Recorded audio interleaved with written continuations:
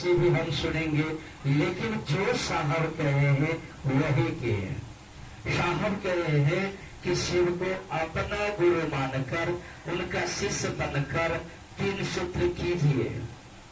3 सूत्र करने से आप हमेशा शिव के याद में रहेंगे।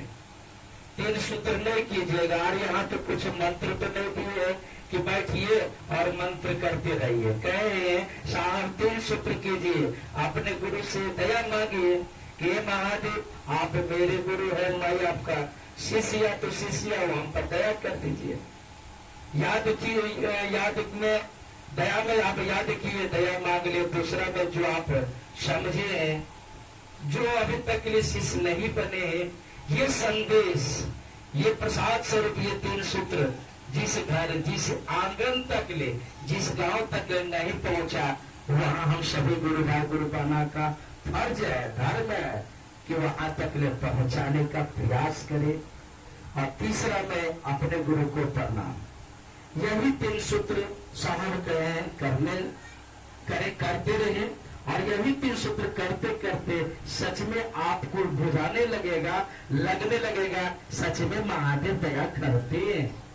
महादेव का हम एक दिन शिष्य हो जाएंगे। इतना ही बड़ा काम है, यही काम लेकर चलते रहिए। महादेव सच में, महादेव शिष्य के ऊपर दया करते, हम पर कर रहे, आप पर भी कर रहे, और सभी पर, आने वाले सभी शिष्यों के ऊपर करेंगे।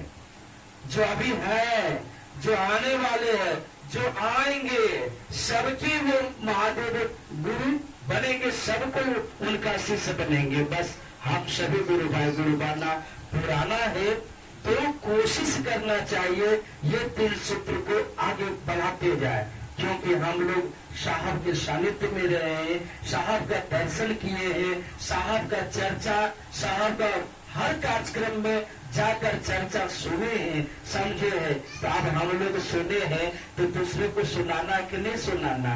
अब अभी तो हमारे साहब नहीं है, दीदी नहीं है, मेरे आवाज से ही नहीं साहब का वो नए गुरु भाई गुरु बहना दर्शन करेंगे।